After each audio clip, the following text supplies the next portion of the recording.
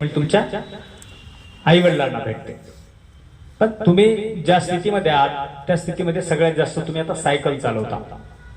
Cycle चालवताना सुद्धा खूप काळजी घेतली पाहिजे, कारण मोटरसायकल सारखं सायकलला काय सरांनी सांगितलं सगळं इलेक्ट्रिक काही त्याला हे नसतं, म्हणजे इंडिकेटर नसतात किंवा मागची लाईट नसते, पुढची लाईट नसते. तुम्हाला जे काही वारे करायचे आहेत किंवा इकडे तिकडे जायचं आहे तर तुम्हाला हातानेच हातवारे करून तुम्हाला सांगावे लागतात.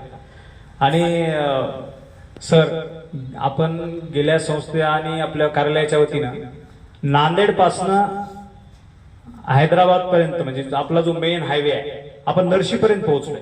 सगळ्या हायवेवरच्या शाळावरती आपले कार्यक्रम झाले. नांदेड पासून सुरू झाली प्रत्येक शाळा कुठली असेल, काकांडी असेल, मारताळा असेल, कहाळा असेल, नायगाव असेल, अशा सगळ्या आसपास जवळपास 45 शाळांमध्ये आम्ही कार्यक्रम केलो, ज्या शाळा रोडवरती आहे. मी साहेबांना मागच्याच वर्षी का मला वाटतं काय सांगितलं, का 1-2 महिने झाले मला आठवत नाही, की सर आपली बी शाळा रोडवरती आहे, मला कार्यक्रम घ्यायचा आहे शाळेवरती. योग चांगला आहे की अभियानाच्या संदर्भामध्ये आपण कार्यक्रम घेतो. तर मित्रांनो, विषय एवढाच आहे. तुम्हाला ड्रायव्हर माहित आहे? ड्रायव्हर माहित आहे? प्रत्येक गाडीचा ड्रायव्हर असतो. स्क्रू ड्रायव्हर माहित आहे? स्क्रू ड्रायव्हर, हा, ड्रायव्हर जेव्हा स्क्रू ड्रायव्हर होतो ना तेव्हा अपघात होतो. काय होतं? ड्रायव्हर जेव्हा स्क्रू ड्रायव्हर होतो. स्क्रू ड्रायव्हरचं काम काय असतं? आपण एखाद्या नटवर फिरवतो त्याला काय करतो? आपण गरगर गरगर लवकर लवकर फिरवतो. मग ड्रायव्हरनं जर स्क्रू ड्रायव्हर सारखी गाडी फिरवली तर कसं होईल? अपघात होणार ना. त्यामुळे तुम्ही शाळेमध्ये येत असताना तुम्ही ज्या वाहनामध्ये येता त्या वाहनाचा जो चालक आहे, ड्रायव्हर आहे, तो स्क्रू ड्रायव्हर होणार नाही याची काळजी तुम्ही घ्या. त्यांना सांगायचं की बाबा थोडंसं, कारण पॉवर स्टेअरिंग असतं, थोडंसं जरी कट मारला किंवा थोडंसं जरी लकम मारली तर गाडी जाग्यावर सुद्धा पलटी खाऊ शकते. हा एक विषय आहे. दुसरा विषय, आता मुली आहेत, जसं नवीन आता 10वीचा वर्ग नाही वाटतं, 9वीच्या मुली किंवा छोट्या मुली असतात. आता हेल्मेट जर प्रकार सोडला, हेल्मेट म्हणजे फार आवश्यक आहे. सरांनी सांगितलं की सर सलामत तर पगडी 50 अशी एक म्हण आहे, म्हणजे आपलं डोकं जर सलामत असेल तर सगळं काही होईल. पण आता हेल्मेट सोडून दुसरा एक पर्याय असा आहे, मी खूपदा पाहतो, संस्था जिथे निरीक्षण करते, मुली गाडीच्या मागे बसतात आणि ओढणी बांधतात. अशी बांधतात फक्त 2 डोळे तेवढे दिसतात. आता मध्ये काय पुरुष आहे का स्त्री आहे हे कळणं कठीण आहे, काढल्यावरच कळतो कोण आहे. आणि ओढणीचा काही भाग मागे सोडतो.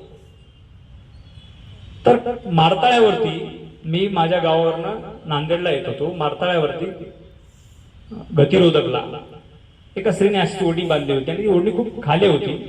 ती टायरमध्ये अडकली, ज्या रिंगच्या टायर असतात. आता टायरमध्ये बदल झाला, आता वेगळ्या, पहिलं रिंगच्या टायर, ते आदळली आणि इथे गळ्याला तिच्या फास भरून बसून खाली पडली.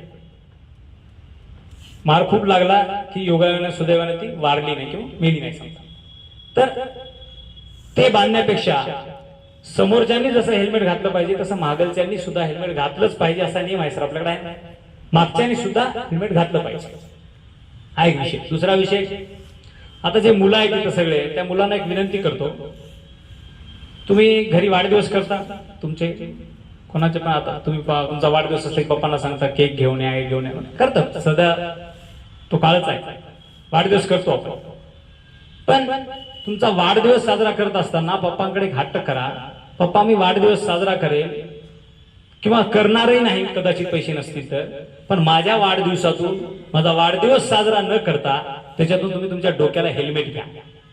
काय म्हणाल तुम्ही? पप्पा तुमच्या डोक्याला तुम्ही हेल्मेट घ्या, कारण पप्पा सुरक्षित राहिले तर तुमचं कुटुंब सुरक्षित, तुम्ही सुरक्षित, तुमचा आधार सुरक्षित. तुम्हाला शिकून पुढे मोठं व्हायचं असेल तर त्यांनी सलामत राहणं खूप आवश्यक आहे. त्यामुळे हेल्मेट वापरलं पाहिजे. किंवा काही लोक हेल्मेट वापरतच नाही, असून सुद्धा वापरत नाही, त्या ग्लासला लावून ठेवतात, जाऊन द्या तसंच जातात, त्यांचा ऍक्सिडेंट होतो. सिग्नलवरती खूप धावपळ असते लोकांना. आता मी पाहतो, समजा 5 सेकंद बाकी आहेत, थोडे थोडे पुढे सरकतात, म्हणजे झेब्रा क्रॉसिंग तशी आपण थांबलं पाहिजे हे त्यांना माहित असताना सुद्धा ते पुढे जातात, पण तेव्हा सुद्धा अपघात होऊ शकतो. तर एकंदरीत प्रादेशिक परिवहन कार्यालयाचे अधिकारी, आता एवढे अधिकारी 50, 60, 70 अधिकारी अहोरात्र मेहनत घेत आहेत नांदेड जिल्ह्यामध्ये. हे कशासाठी आहे? त्यांचा उद्देश तोच आहे, कुठेही कार्यक्रम घेऊन एखाद्याचा ऍक्सिडेंट होतानाचा वाचला, कुठेही कार्यक्रम घेऊन एखाद्याचा प्राण जरी वाचला तर आम्ही घेतलेल्या कार्यक्रमाचं सार्थक झालं असं आम्ही समजू, एवढीच आमची इच्छा आहे. तुम्हाला कोणाला दुखापत होऊ नये, तुमच्या घरातलं कोणी मृत्युमुखी पडू नये, तुमच्या डोक्याला कुठला आघात होऊ नये. कारण जेव्हा घरावर अपघात होतो तेव्हा अपघात झाल्यानंतर घराची स्थिती खूप गंभीर असते. मानसिक माणूस खचला जातो, शारीरिक खचला जातो, आर्थिक खचला जातो आणि सामाजिकही खचला जातो. म्हणजे जेणेकरून समाजामध्ये चारही बाजूने त्या माणसाचा ऱ्हास होतो. मग अशा काळामध्ये जर आपण प्रवास करताना हेल्मेट वापरला, त्यानंतर दुसरा एक उद्देश सांगतो, दररोजच प्रवास करणाऱ्या लोकांनी एक दिवस प्रवासाचा उपवासच केला पाहिजे. म्हणजे की आज मला कुठं जायचंच नाही, बॉस टाळणार, मी कुठे जायचं तर चलत जाईल, मी आज गाडी वापरणार नाही. आणि यत कदाचित त्याच दिवशी त्या माणसाचा ऍक्सिडेंट व्हायचा असेल आणि तो चलत जर गेला तर तो वाचेल. त्यामुळं प्रवासाचाही उपवास आपल्याला करता आला पाहिजे. एरवी आपण 1000 देवांचा उपवास करतो ना, ह्याचा त्याचा ह्या देवाचा, तर प्रवासाचा उपवास करता आला पाहिजे. त्यामुळे हेल्मेट वापरा. तुमच्या सगळ्या घरातील आई असतील, वडील असतील, तुम्ही स्वतः असा, तुम्ही सुद्धा सुरक्षित या. मॅडम खूप छान सांगितलं की तुम्ही बॅगा वगैरे कशा ठेवता, धावपळ कशी असते तुमच्या मागे, गाडीतून उतरताना तुम्ही जसं मुंबईला